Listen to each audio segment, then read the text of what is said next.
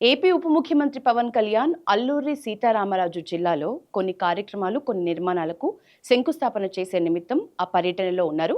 ప్రస్తుతం మనం చూడొచ్చు గిరిజన గ్రామాల పర్యటనలో ఏపీ ఉప ముఖ్యమంత్రి ఉన్నారు. అయితే పవన్ కళ్యాణ్ ఈ పర్యటనలో ఉన్నప్పుడే పవన్ కళ్యాణ్ చిన్న కొడుకైన మార్క్ శంకర్ పవనోవిచ్ సింగపూర్లో తను చదువుకుంటున్న స్కూల్ నుంచి ఆ చిన్న పిల్లల్ని అందరినీ కూడా మరో బిల్డింగ్ దగ్గర ఒక క్యాంప్కి, ఒక భవనంలో జరుగుతున్న ఒక క్యాంపుకు తరలించారు.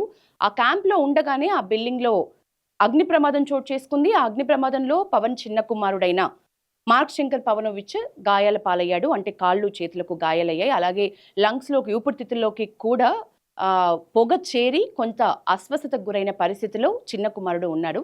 అయితే ఈ కుమారుడు ఇట్లా ఎప్పుడైతే గాయాల పాలయ్యాడో వెంటనే పవన్ కళ్యాణ్కి అధికారులందరూ ఏం చెప్పారంటే ఈ పర్యటన తక్షణమే క్యాన్సిల్ చేసుకొని కుమారుని చూడటానికి వెళ్ళాలి అని క్యాన్సిల్ చేద్దామని చెప్పారు. కానీ పవన్ కళ్యాణ్ మాత్రం ఎలాగూ ఇక్కడి దాకా వచ్చాం, గిరిజనుల అవస్థలు, గిరిజనుల కష్ట నష్టాలు, ఈ అరకు సమీపంలోని కురిడి గ్రామంని సందర్శిస్తానని నిన్న మాటిచ్చారు. మాటిచ్చిన ప్రకారం అక్కడికి చేరుకున్నారు.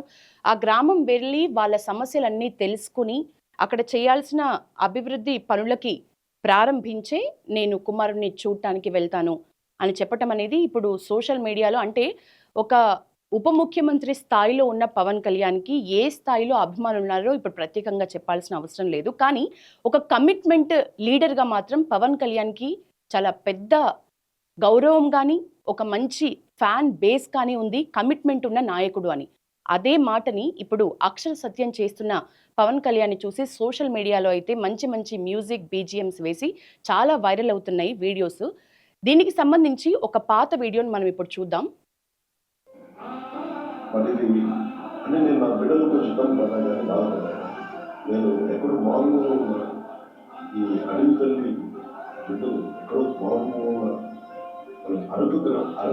గిరిజన ప్రాంతంలో బాగా చూస్తే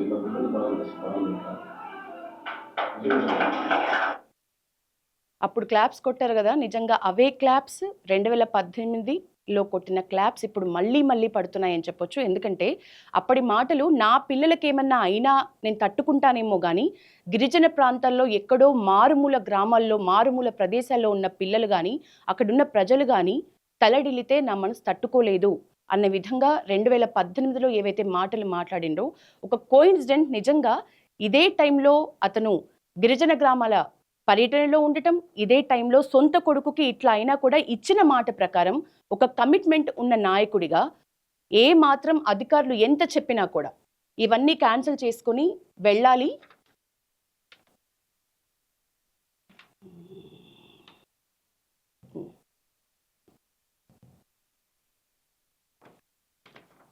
ఉన్న ఫలంగా ఆ అభివృద్ధి కార్యక్రమాలను కానీ, ఆ పర్యటనను కానీ రద్దు చేసుకుని వెంటనే వెళ్ళాలి అని అధికారులు పవన్ కళ్యాణ్కి ఎంత చెప్పినా కూడా లేదు, వచ్చిన పని పూర్తి చేసుకొని అభివృద్ధి కార్యక్రమాలకు శంకుస్థాపనలు చేసి వారి సమస్యల్ని తెలుసుకొని ఇక్కడి నుంచి నేను వెళ్తానని పవన్ కళ్యాణ్ నిక్కచ్చిగా చెప్పారు.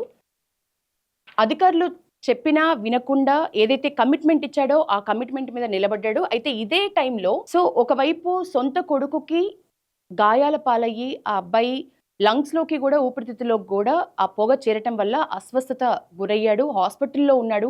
ఆ అబ్బాయితో పాటు సుమారు 15 మంది చిన్నారులు సహా మొత్తం 19 మంది ఆ ఇన్సిడెంట్లో, సింగపూర్లో ఒక భవనంలో జరిగిన అగ్ని ప్రమాదంలో ఆ ఇన్సిడెంట్లో గాయపడ్డారు. అందరినీ కూడా హాస్పిటల్లో చేర్పించారు, చికిత్స చేస్తున్నారు. ఒక్కళ్ళు మాత్రం చనిపోయినట్లు సింగపూర్ మీడియా చెప్తోంది.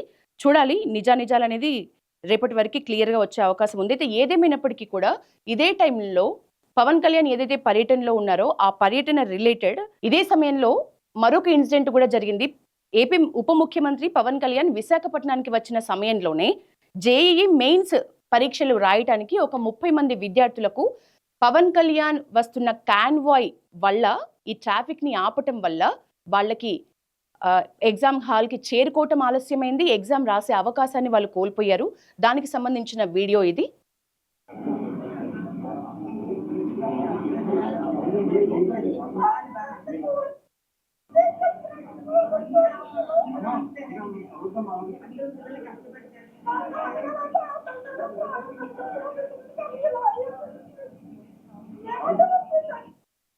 కేవలం పవన్ కళ్యాణ్ కాన్వాయ్ వల్ల మాత్రమే వాళ్ళు ఎగ్జామ్ హాల్కి చేరుకోలేకపోయారు. ఏదైతే 1 నిమిషం నిబంధన ఉందో ఆ నిబంధన ఉండటం వల్ల వీళ్ళందరూ దాదాపు 30 మంది విద్యార్థులు జేఈ మెయిన్స్ రాసే విద్యార్థులందరూ ఒక 2 నిమిషాలు ఎగ్జామ్ హాల్స్కి ఆలస్యంగా వెళ్ళటం వల్ల వాళ్ళని ఆపేశారు. సో వాళ్ళ ఎగ్జామ్ రాయలేకపోయారు.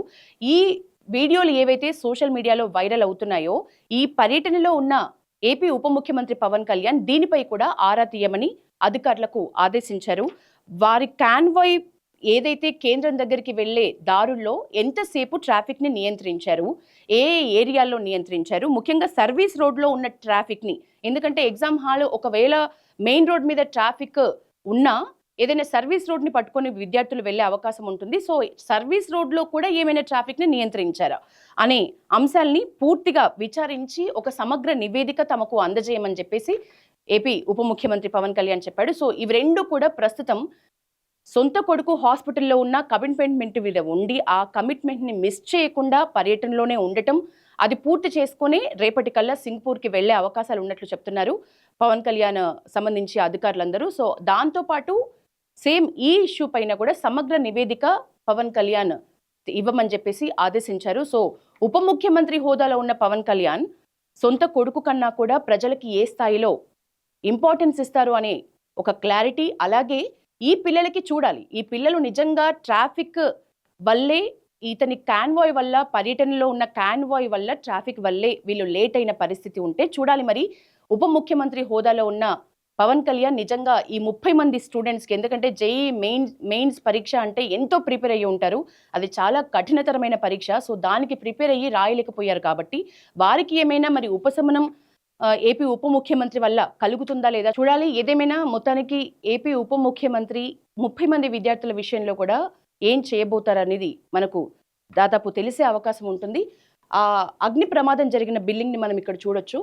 పవన్ కళ్యాణ్ రెండో కుమారుడైన పవనోవిచ్ ఏదైతే అగ్ని ప్రమాదానికి గురైందో ఆ బిల్డింగ్ ఇంకా చిన్న చిన్న పిల్లల్ని కిందికి దించుతున్నారు. అక్కడ ఉన్న వాళ్ళు సహాయక చర్యలు కొనసాగుతున్నట్లు తెలుస్తోంది. ఇప్పటికే దాదాపు మన క్లారిటీ వచ్చింది. సుమారు 15 మంది చిన్న పిల్లలు, వారితో పాటు ఇంకొక 4 పెద్దవాళ్ళు అందరూ కలిసి మొత్తంగా 19 మంది ఈ బిల్డింగ్ అగ్ని ప్రమాదంలో గాయపడ్డారు. అందులో పవన్ సొంత కుమారుడు కూడా ఉన్నారు. ఏదేమైనా ఒక కమిట్మెంట్ నాయకుడిగా ఉన్న ఉప ముఖ్యమంత్రికి ఎంతమంది ఫ్యాన్స్ ఎందుకున్నారు అనేది మనకు మళ్ళోసారి రుజువైందని చెప్పొచ్చు.